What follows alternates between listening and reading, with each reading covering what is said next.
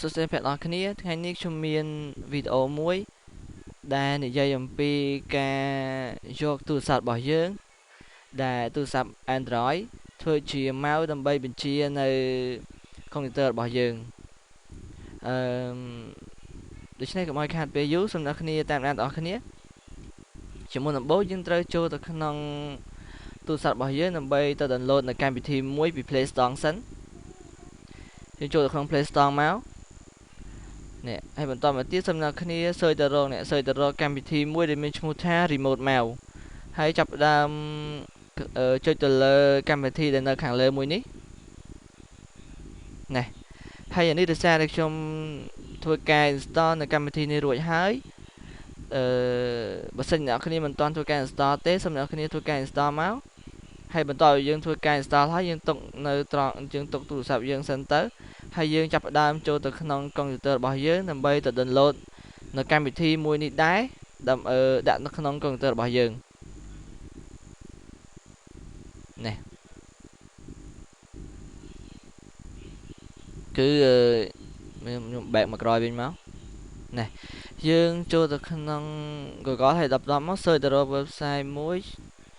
search ត្រង់កន្លែងពាក្យ Google ហ្នឹងចុចមកដាក់ថា Remote Mouse ហើយវានឹង load មក website ខាងក្រោមនេះដែល website វាឈ្មោះថា www.remotemouse.net ហើយសូមអ្នកគ្នាចុចត្រង់ website មួយហ្នឹងមកណាវានឹង load បែបនេះហើយសូមអ្នកគ្នាចុចត្រង់កន្លែងពាក្យថា Get Now នេះកម្ម website មួយវាអញ្ចឹងវាមានផលប្រយោជន៍ច្រើនយើងអាច play ជា player ក៏បានឬក៏និយាយទៅចាំឥឡូវយើងធ្វើការ install នៅកម្មវិធីមួយនេះសិនមក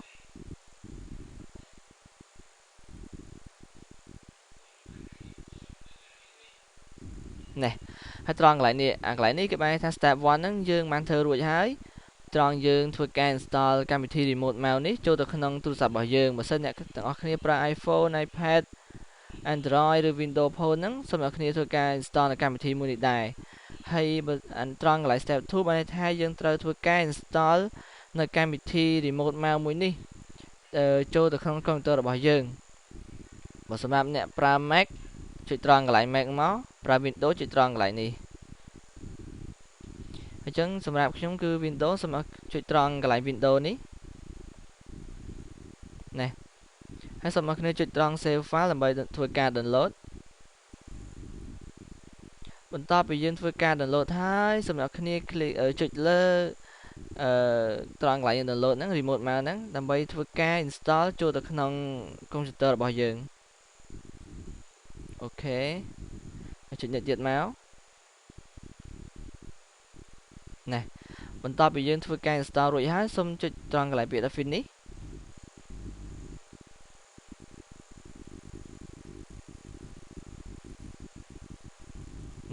បន្តមកទៀតសូមអ្នកគ្នាធ្វើការបើកកម្មវិធី Remote Mouse នេះនៅក្នុងទូរស័ព្ទរបស់អ្នក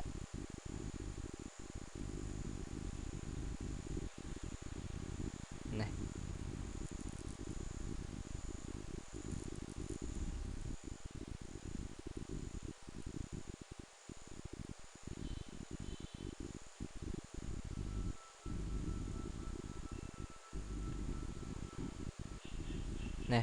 បើវាមកនេះវានឹង load មកឈ្មោះកុំព្យូទ័ររបស់យើងឈ្មោះអីហើយកន្លែងនេះហើយសូមបញ្ជាក់ផងដែរគឺយើងធ្វើការ download កម្មវិធីមួយនេះដើម្បីបញ្ជាទៅលើដើម្បីប្រើប្រាស់ទូរស័ព្ទធ្វើជា mouse ដើម្បីបញ្ជាទៅលើកុំព្យូទ័ររបស់យើងបានលុះត្រាតែយើងធ្វើការ connect នៅ Wi-Fi ដែលដូចគ្នាបើថាកុំព្យូទ័ររបស់យើងក៏ connect Wi-Fi ហ្នឹងហើយទូរស័ព្ទរបស់យើងក៏ធ្វើការ connect Wi-Fi នឹងដូចគ្នាតែម្ដងទៅយើងធ្វើការconnect នៅកម្មវិធីមួយនេះដើម្បីបញ្ជាទៅលើកុំព្យូទ័ររបស់យើងបាននេះបន្ទាប់មកពេលអ្នកបើកមកគឺនឹងឃើញនៅឈ្មោះនៅកុំព្យូទ័ររបស់អ្នកហើយសូមអ្នកនរគ្នាចុច click លើត្រង់កន្លែងឈ្មោះកុំព្យូទ័ររបស់យើងមកនេះឃើញទេចាំមើលខ្ញុំធ្វើការនេះហើយយើងអាចបញ្ជាបានហើយត្រង់កន្លែងនេះត្រង់កម្មវិធីមួយនេះយើងអាចបញ្ជា mouse បានហើយណាមួយក៏យើងអាចធ្វើជា mouse ធ្វើជា keyboard នេះ